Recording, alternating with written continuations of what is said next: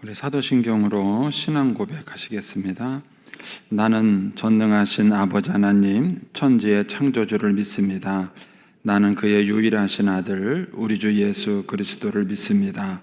그는 성령으로 잉태되어 동정녀 마리아에게서 나시고 본디오 빌라도에게 고난을 받아 십자가에 못 박혀 죽으시고 장사된 지 사흘 만에 죽은 자 가운데서 다시 살아나셨으며 하늘에 오르시어 전능하신 아버지 하나님 우편에 앉아 계시다가 거기로부터 살아있는 자와 죽은 자를 심판하러 오십니다. 나는 성령을 믿으며 거룩한 공교회와 성도의 교제와 죄를 용서받는 것과 몸의 부활과 영생을 믿습니다. 아멘.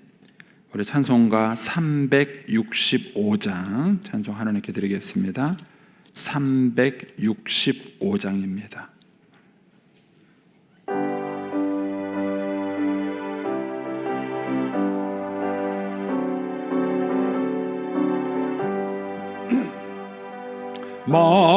마음속에 근심 있는 사람 주 예수 앞에 달려오라. 슬픈 마음 있을 때라도 주 예수께 아뢰라. 주 예수 앞에 달려오라. 저리의 친구니 무엇이나 근심하지 말고 주 예수께 아뢰라. 눈물 나며 깊은 한숨 쉴 때 주 예수 앞에 달려오라. 은밀한 죄 내게 있더라도 주 예수께 아뢰라. 주 예수 앞에 달려오라. 저리의 친구니 무엇이나 근심하지 말고 주 예수께 아뢰라. 괴로움과 두려움 있을 때에 주 예수 앞에 달려오라. 내일 일을 염려하지 말고 주 예수께 아뢰라. 주 예수 앞에 달려오라. 저리의 친구니 무엇이나 근심하지 말고 주 예수께 아뢰라. 죽음 앞에 겁을 내는 자여 주 예수 앞에 달려오라. 하늘나라 바라보는 자여 주 예수께 아뢰라. 주 예수 앞에 달려오라. 저리의 친구니 무엇이나 근심하지 말고 주 예수께 아뢰라. 아멘. 기도하겠습니다. 좋으신 아버지 하나님, 은혜를 감사합니다. 지난 간밤에도 저희들을 주님 품 안에서 편히 쉬게 해주시고 또 이 새벽에도 저희들을 주 앞에 불러주심을 감사합니다. 물을 떠난 고기가 살 수 없음과 같이 주의 은혜가 없이는 저희가 한순간도 살 수 없음을 고백합니다. 이 새벽에도 말씀과 기도 가운데 저희들을 만나주시며 주의 성령으로 충만케 하여 주시옵소서. 이 새벽에도 주님께 일천번째 예물을 올려드립니다. 믿음으로 순종으로 감사로 드리는 예물을 주님께서 기뻐 받으시며 약속하신 하늘의 복과 땅의 복으로 충만하게 채워 주시옵소서. 주의 은혜로 종의 가정들을 형통케 해주시며 그 자녀들을 축복하여 주시옵소서. 예수님의 이름으로 축복하며 기도하옵나이다. 아멘. 오늘 아침 말씀은 욥기 22장 1절에서 20절까지 말씀입니다. 욥기 22장 1절에서 20절까지 말씀입니다. 우리 같이 봉독하겠습니다. 대만 사람 엘리바스가 대답하여 이르되 사람이 어찌 하나님께 유익하겠느냐? 지혜로운 자도 자기에게 유익할 따름이니라. 내가 의로운들 전능자에게 무슨 기쁨이 있겠으며 내 행위가 온전한들 그에게 무슨 이익이 되겠느냐? 하나님이 너를 책망하시며 너를 신문하심이 너희 경건함 때문이냐? 내 악이 크지 아니하냐? 내 죄악이 끝이 없느니라. 까닭없이 형제를 볼모로 잡으며 헐벗은 자의 의복을 벗기며 목마른 자에게 물을 마시게 하지 아니하며 줄인 자에게 음식을 주지 아니하였구나. 권세 있는 자는 토지를 얻고 존귀한 자는 거기에서 사는구나. 너는 과부를 빈손으로 돌려보내며 고아의 팔을 꺾는구나. 그러므로 올무들이 너를 둘러있고 두려움이 갑자기 너를 엄습하며 어두움이 너로 하여금 보지 못하게 하고 홍수가 너를 덮느니라. 하나님은 높은 하늘에 계시지 아니하냐?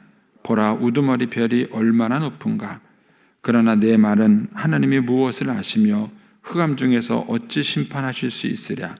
빽빽한 구름이 그를 가린즉 그가 보지 못하시고 둥근 하늘을 거느실 뿐이라 하는구나. 내가 악인이 밟던 옛적 길을 지키려느냐? 그들은 때가 이르기 전에 끊겨버렸고 그들의 터는 강물로 말미암아 함몰 되었느니라. 그들이 하나님께 말하기를 우리를 떠나소서 하며 또 말하기를 전능자가 우리를 위하여 무엇을 하실 수 있으라 하였으나 하나님이 좋은 곳으로 그들의 집에 채우셨느니라. 악인의 계획은 나에게서 머니라. 의인은 보고 기뻐하고 죄 없는 자는 그들을 비웃기를 우리의 원수가 망하였고 그들의 남은 것을 불이 삼켰느니라 하리라. 아멘. 이 새벽에도 주의 은혜와 축복이 함께 하시기를 축원합니다. 이제 그 친구들의 이제 세 번째 이제 얘기가 나옵니다. 이제 이게 마지막 얘기가 돼요. 욥과 친구들 사이의 논쟁이 이제 왔다 갔다 하면서 이제 세 번 하게 되는데 이제 지금 요 얘기가 이제 엘리바스가 이제 세 번째로 이제 욥에게 반박하는 내용입니다. 근데 이제 이 내용을 이제 가만히 이제 그 내용을 살펴보면 이 엘리바스가 욥을 아예 죄인으로 정죄하는 얘기가 나옵니다. 그러니까 처음에 이 엘리바스는 욥을 위로해 주기 위해서 온 거예요. 욥을 위로해 주기 위해서 왔는데 욥하고 얘기하는 과정에서 이제 자꾸 논쟁이 되기 시작했고 자기가 옳다는 것을 이제 증명하려고 하다 보니까 이 22장 이 부분에 와서는 아예 엘리바스가 욥을 위로한다기보다는 욥을 고발하고 정죄하는 이제 이런 내용으로 흘러버리게 됩니다. 그리고 그 말 자체도 굉장히 그 억측이에요. 그러니까 이제 자기 주장을 하기 위해서 근거가 없는 그런 얘기를 아주 완고하게 주장하는 이제 이런 내용으로 이제 전개되는 것을 여기서 볼 수 있습니다. 먼저 이제 내용을 조금 더 보고 그 다음에 좀 살펴보도록 하겠습니다. 먼저 이제 1절부터 이제 5절까지에서는 이제 욥에게 너 대체 무슨 말을 하느냐 이제 말을 하면서 욥을 이제 책망하는 얘기가 나오고요. 그 다음에 이제 6절부터 이제 15절에서는 이제 엘리바스가 생각하는 욥의 죄를 쫙 나열을 합니다.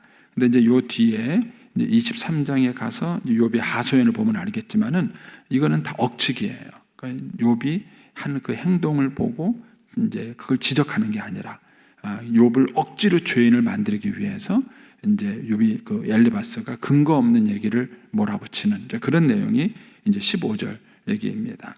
그리고 이제 16절에서 이제 20절까지에서는 이제 하나님께서 죄인들을 심판한다 하는 얘기를 또 이제 결론을 내리는 것으로 이렇게 내용이 흘러가고 있습니다.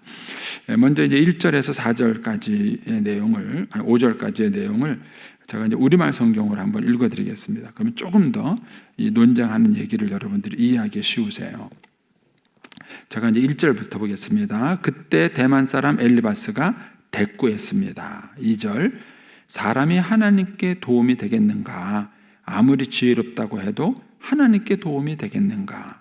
3절 자네가 의롭다는 게 전능하신 분께 어떤 기쁨이 되겠는가? 자네 행위가 흠없다고 해서 그분이 무엇을 얻겠는가? 그러니까 이런 얘기를 하는 이유는 욥이 자기가 지금 당하고 있는 고난이 잘못해서 받는 게 아니다라고 주장을 하니까 이 얘기를 하는 거예요. 욥이 결국 자기가 의롭다 이런 얘기를 하니까 이제 이런 얘기를 하는 겁니다. 네가 아무리 의로운들 그게 대체 하나님께 무슨 영향을 미치겠느냐 이렇게 얘기를 하는 것이죠. 4절을 보시면 자네가 그분을 경외했기 때문에 그분이 꾸짖으셨다는 말인가? 그래서 자네를 심판하신다는 건가? 자네 악함이 큰 거는 아닌가? 자네 죄악이 끝이 없는 것은 아닌가? 이렇게 얘기를 하는 거예요. 그러니까는 욥은 이제 자기가 하나님 앞에 믿음으로 의롭게 살았는데 고난이 오는 걸 이해할 수가 없는 거죠. 그러니까 이제 이 혼란스러운 마음을 욥은 얘기를 한 건데, 이제 엘리바스는 그걸 어떻게 이제 이해를 했느냐면은 자기가 하나님을 잘 경외했기 때문에 하나님이 징계한 걸로 그렇게 이해를 한 거예요. 그래서 야, 네가 신앙생활을 잘하고 믿음생활을 잘했기 때문에 하나님이 너를 그럼 벌 줬다는 얘기냐? 이게 말이 안 되는 얘기 아니냐? 이제 이렇게 이제 엘리바스가 얘기를 하는 겁니다. 그러니까 이제 엘리바스는 욥의 마음을 좀 전혀 이해를 못 하고 있는 거예요. 욥의 얘기를 전혀 이해를 못 하면서 지금 이제 욥하고 논쟁을 하는 겁니다. 그러면서 이제 6절 이하에는 이제 약간 이제 그 엘리바스의 억측이죠. 자기 주장을 합리화하기 위해서 이제 너 이런 죄를 짓지 않았냐 하면서 얘기를 하는데 너무 이제 황당한 얘기들을 많이 합니다. 자, 거기 6절을 보시면 까닭 없이 형제를 볼모 잡으며, 그러니까 이유 없이 다른 사람을 담보물로 잡았다는 거예요. 그 다음에 두 번째는 헐벗은 자의 의복을 벗기며, 이 뒤에 가면은 욥이 자기가 가난한 사람들을 어떻게 돌보고 섬겼는가를 얘기해요. 그러니까 욥은 사실 굉장히 믿음으로 살렸는데 이거는 근거가 없는 얘기예요. 너 이런 죄를 지은 거 아니냐? 그래서 헐벗은 자의 의복을 벗기며, 그 다음에 7절에 가면은 목마른 자에게 물을 마시게 하지 않았고 또 줄인 자에게 음식을 주지 않았다. 아주 욥을 굉장히 그 인정도 없는 잔인한 사람으로 지금 얘기를 합니다. 8절에 권세 있는 자는 토지를 얻고, 이 얘기는 가난한 자는 학대하면서 돈 있고 힘 있는 사람한테는 네가 토지를 줬다 이런 얘기예요. 권세 있는 자에게는 토지를 얻고 존귀한 자는 거기서 사는구나. 네가 이제 가난한 사람은 학대하고 권세 있고 존귀한 자는 네가 오히려 대우를 했다. 이런 얘기죠. 그다음에 9절에 너는 과부를 빈손으로 돌려보내며 고아의 팔을 꺾는구나. 반대였어요. 실제 욥은 과부와 고아를 돌봤습니다. 그런데 이제 이 친구들이 이렇게 말한 거예요. 너는 이제 과부와 고아를 오히려 학대했다. 이렇게 얘기를 하는 것이죠. 근데 10절에 가면은 그러므로 올무들이 너를 덮은 것이다. 네가 이렇게 나쁜 짓을 하며 살았기 때문에 너한테 지금 벌이 임한 것이다. 이렇게 얘기를 하는 것이죠. 그래서 11절에 어두움이 너로 하여금 보지 못하고 홍수가 너를 덮었다. 이렇게 얘기합니다. 하나님은 높은 하늘에 계시지 않느냐. 그 높은 하늘에 계신 하나님이 지금 너를 심판하시고 계신다. 이런 얘기를 하는 것이죠. 그러면서 13절에 그러니 내 말은 하나님이 무엇을 아시며 흑암 중에서 어찌 심판할 수 있느냐. 이렇게. 그러니까 하나님이 욥이 지금 자기가 그 답답한 마음에 하나님께 하소연한 거를 이제 이 엘리바스는 이렇게 얘기한 거예요. 너 하나님이 뭐 아무것도 모르는 줄 아느냐? 네 형편에 대해서 아무것도 모르는 줄 아느냐 하면서 책망을 하는 거예요. 그러니까 하나님은 욥은 하나님이 자기를 모른다기보다는 자기의 형편과 처지에 대해서 왜 하나님이 답변이 없는지에 대한 답답함을 하소연한 건데 이제 엘리바스는 그거를 오해를 한 것이죠. 그래서 이렇게 얘기를 하는 것입니다. 그러면서 14절에 가시면 빽빽한 구름이 그를 가린즉 그가 보지 못하시고 둥근 하늘을 거느실 뿐이라 이렇게 네가 하나님을 조롱하느냐 이렇게 하면서 욥을 이제 책망하는 것입니다. 이렇게 하면서 이제 이 엘리바스가 욥을 막 죄인으로 몰아넣는 거예요. 여기서 이제 우리가 이제 한 두어 가지를 묵상해 볼 수 있습니다. 하나는 엘리바스가 이렇게 욥을 몰아붙이는 근거가 뭔가? 욥이 실제 그렇게 악한 일을 한 것을 가지고 이렇게 고발하는 것이 아니라 이렇게 억측을 가지고 너 이렇게 나쁜 짓을 하지 않았느냐, 그렇게 네가 벌받은 거고, 그렇지 않고선 너가 이렇게 이런 일이 생길 수가 없다, 이렇게 말해 이제 욥을 몰아붙이는 건데, 이 엘리바스가 이렇게 말하는 근거는 뭐냐면은 욥이 지금 현재 당하고 있는 고난 때문이에요. 고난 때문에. 그 세상 사람들은 이걸 가지고 모든 걸 판결하는 거예요. 그래서 예를 들어서 뭐 그 사람이 아무리 나쁜 짓을 해도 지금 돈 많이 벌고 잘 살면은 그 사람 착한 사람인 거예요. 그리고 그가 아무리 성실하고 진실하게 살았어도 지금 그 사람이 가난하고 힘들고 어려우면 그 사람은 뭔가 잘못돼서 그렇다, 이렇게 세상 사람들은 얘기를 하는 것이죠.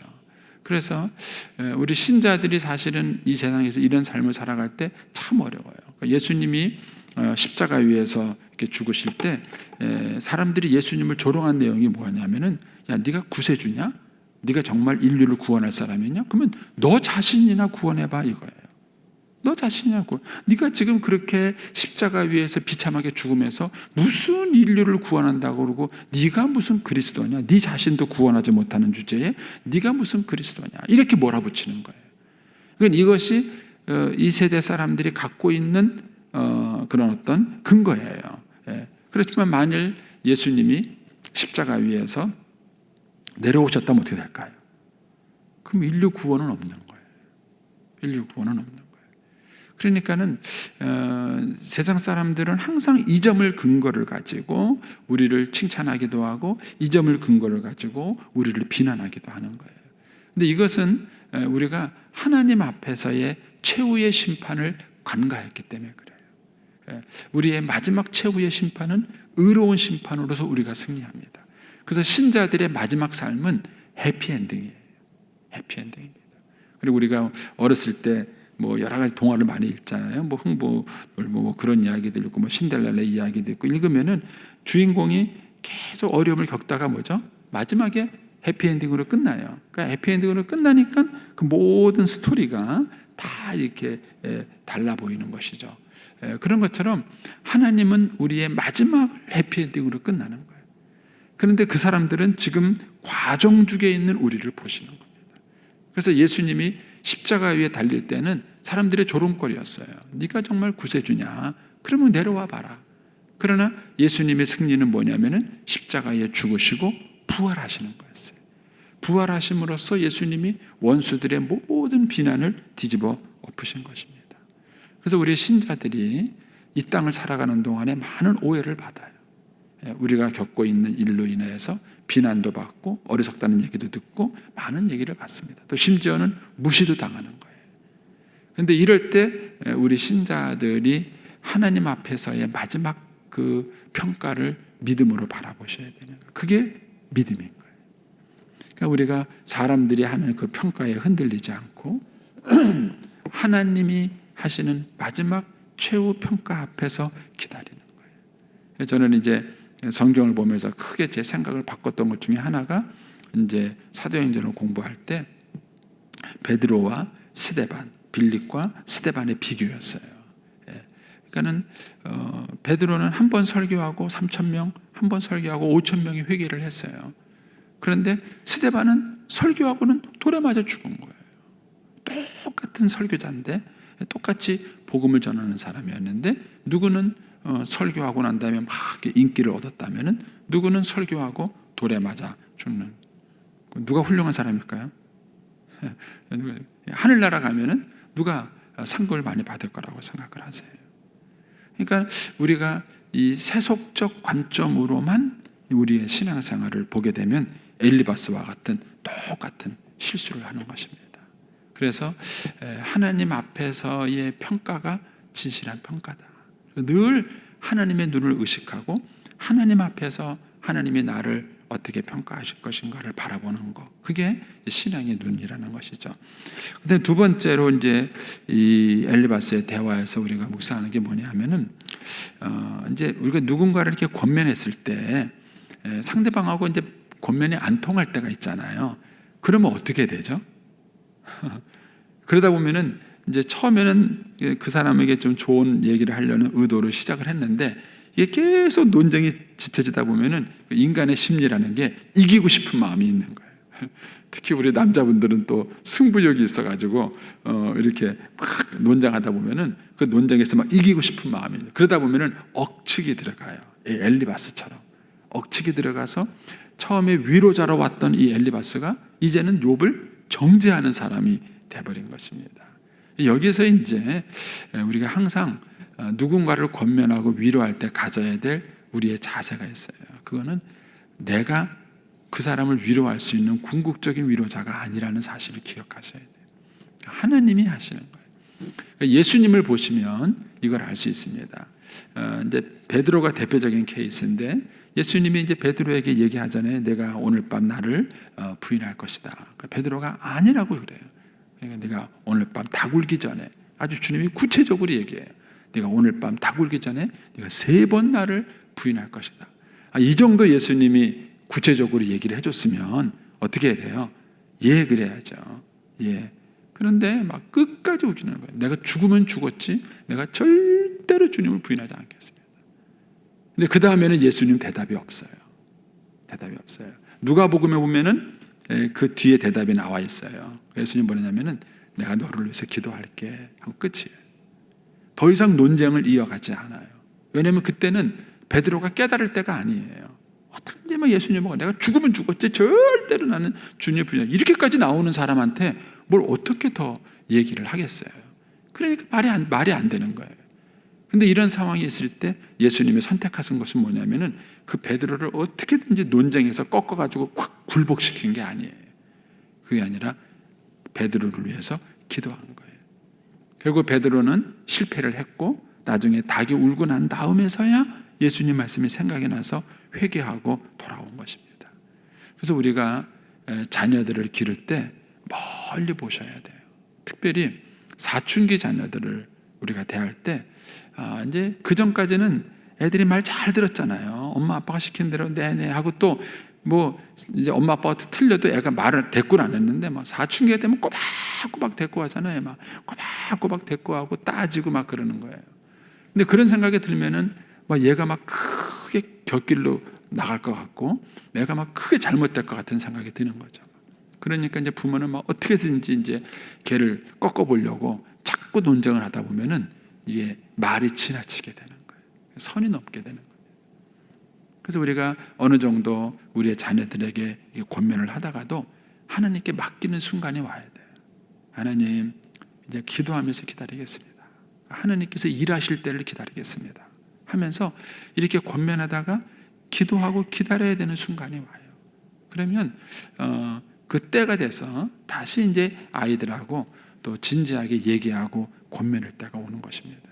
그래서 부모님들이 너무 아이들을 한 번에 꺾으려고 그러지 마세요. 또 잘 꺾이지도 않고요. 아이들이 그렇게 쉽게 부모의 말에 잘 꺾이지도 않습니다. 그래서 부모가 진실된 권면으로 권면을 하고 얘기도 해보고, 그럼에도 불구하고 그 자녀가 계속 고집하고 자기의 방식을 얘기한다면 그러면은 조금 더 뒤로 물러날 필요성이 있습니다. 부모들이 뒤로 물러나서 그 자녀를 위해서 기도하고 중보하면서 조금 더 하나님의 때를 기다리는 거예요. 하나님이 그 아이의 마음속에, 그 삶 속에 조금 더 일하시고 역사하시는 것을 기다렸다가 그 다음에 적당한 때에 다시 권면하는 걸 봅니다. 마태복음 18장에 보시면 예수님이 이제 제자들을 권면할 때 권면을 듣지 않는 사람 얘기가 나와요. 어떤 형제가 잘못하거든 먼저 그 사람과 찾아가서 1대1로 만나서 권면을 해라. 그리고 그래도 네 말을 듣지 않거든 한두 사람을 더 데리고 가서 권면을 해라. 근데 그래도 듣지 않거든 교회에 얘기하라. 교회의 말을 듣지 않거든 이방인과 세리와 같이 여기라. 이렇게 주님이 4단계 얘기를 하셨어요. 그래서 이 4단계 얘기를 하는데 그 마지막에 이방인과 같이 여기라라는 것을 그동안 교회 역사에서 보면 그거를 7위로만 해석을 했어요. 그래가지고 그냥 내팽개쳐라 이런 걸로 했는데 그 말의 문맥을 조금 더 잘 살펴보면 하나님께서 그 사람을 이방인의 수준에서 세리의 수준에서 다시 시작하라는 거예요. 다시 시작하라는 거예요. 그러니까 그 얘기는 누군가가 권면을 했을 때 그 권면을 받아들일 수 있다는 얘기는 어느 정도 영적으로 깨어있기 때문에 받아들이는 거예요. 그런데 교회가 얘기했는데도 듣지 않을 정도면은 그 사람의 영적 상태는 이방인과 세리의 상태라는 거예요. 그러니까는 이방인과 세리들에게 우리가 소위 말하는 불신자들에게 복음을 전할 때 어떻게 해요? 예수 믿으세요라고 전하면은 뭐야 하고 신경질 내고 막 그러는 사람들한테 어떻게 하시겠어요? 논쟁하지 않잖아요. 우리가 누군가에게 복음을 전하려고 할 때 그 사람이 계속 복음을 거절하면 우리는 그 사람을 위해서 뒤에서 중보하면서 기다리는 거예요. 하나님께서 그 마음의 문을 열어주실 때까지 중보하면서 기다렸다가 다시 그 때가 왔을 때 그에게 복음을 전하는 것이죠. 그러니까 이방인과 세리와 같이 여기라는 얘기는 그 사람의 영적 상태를 그 정도 수준으로 낮춰놓고 그리고 거기서부터 다시 시작을 해라 하는 주님의 권면인 것입니다. 그래서 우리가 누군가를 권면한다는 것은 정말 쉬운 일은 아닙니다. 특별히 우리가 자녀를 양육하면서 자녀들에게 부모가 하는 말을 애들이 다 깨닫고 알 수 있으면 얼마나 좋겠어요. 근데 이제 그런 상황이 오지 않는다 할지라도 우리가 너무 조급함을 가지시면 안 돼요. 이 일을 하는 것은 나 혼자 하는 것이 아니라 하나님께서 같이 이 아이를 양육한다는 믿음을 가지시고 조금 더 여유 있고 조금 더 이제 기다림을 가지셔야 합니다. 그렇게 했을 때 하나님께서 일하시는 걸 봅니다. 우리가 엘리바스의 실수를 통해서 배우는 건데 이 엘리바스는 지금 욥의 항복을 받아내고 싶은 거예요. 그러다 보니까는 너무 지나친 억측을 하게 되고 욥을 정죄하는 쪽으로 몰아붙이는 실수를 이 엘리바스가 하고 있는 것입니다. 이런 모습이 저와 여러분에게는 거울이 될 수 있게 되길 바라고요. 오늘도 우리를 인도하시는 그 주님과 잘 동행하는 한 날이 되시기를 축복합니다. 기도하겠습니다.